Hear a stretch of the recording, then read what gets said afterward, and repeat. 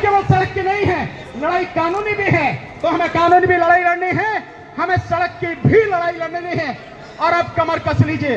अब तो आपको कोई शक रहा नहीं कि कोई तुम्हारा है नहीं, कोई नेता तुम्हारा नहीं, प्रधानमंत्री तुम्हारा नहीं, मुख्यमंत्री तुम्हारा नहीं, कोई भी एमपी एमएलए तुम्हारा नहीं, कोई मंत्री तुम्हारा नहीं। सारे के सारे मर गए, ये अपनी पार्टियों की गुलामी कर रहे हैं। इसलिए जिम्मेदारी आपको हमारे कंधों पर है।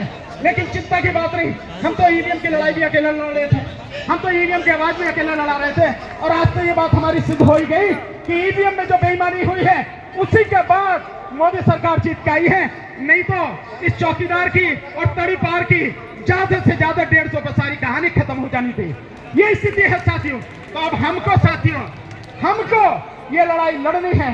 ईवीएम की लड़ाई भी लड़नी है, बाबा साहब की प्रतिमा की लड़ाई भी लड़नी है, सुप्रीम कोर्ट का जो जजमेंट है उसके खिलाफ भी लड़ाई लड़नी है। हाथ उठाकर बताओ सारे के सारी आवाज लगा के, लड़ोगे कि नहीं लड़ोगे? लड़ोगे कि नहीं लड़ोगे? जीतोगे कि नहीं जीतोगे? तब तक लड़ोगे जब तक हम जीत नहीं जाएंगे साथियों। ये देश किसी के बाप का नहीं है, ये देश किसी की जागीर नहीं है, ये देश हमारा है। हम बाबा साहब के अनुयायी हैं और बाबा साहब के अनुयायी अगर कदम आगे बढ़े थे तो पीछे नहीं हटते। और यहाँ जो जन सैलाब आज है, पीछे भी जो खड़ा है, आगे भी जो खड़ा है। और मुझे जानकारी मिली कि हमारी कुछ बसों को रोका गया है पुलिस के द्वारा। हालांकि हमारी पुलिस से कहीं कोई किसी तरह की कोई हमें उनसे कोई दिक्कत नहीं है, हमारी उनसे कोई लड़ाई नहीं है। यहाँ भी जो भी साथी है पुलिस वाले उनका धन्यवाद। लेकिन जो हमारी बसों को रोका गया, हमारे साथियों को रोका गया है, वो गलत है। और सरकार ऐसा काम न करे, पुलिस को आके लाके ऐसा काम न करे, नहीं तो सरकार को बहुत दिक्कत आने वाले समय में होने वाली है।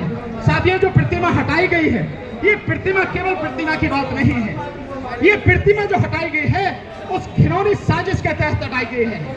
हमारे इतिहास को खत्म करने की कोशिश की गई है, हमारे संघर्ष को भुला देने की कोशिश की गई है, हमारे बाबा साहब डॉक्टर अम्बेडकर के अपमान को करने की कोशिश की गई है, जिसे हम किसी कीमत में बर्दाश्त नहीं करेंगे। उस प्रतिमा के माध्यम से 6 दिसंबर बाबा साहब के महापरिनिर्वाण दिवस पर और 14 अप्रैल बाबा साहब के जन्म दिवस पर, 14 अप्रैल पर तो वहाँ जबरदस्त मेला लगता था। न केवल दिल्ली एनसीआर बल्कि देश भर से लोग आते थे।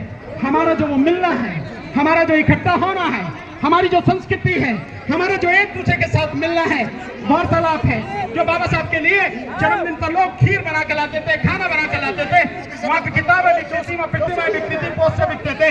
उस हमारी संस्कृति को नष्ट करने की कोशिश है जिसे हम बर्दाश्त नहीं करेंगे। और आखिर में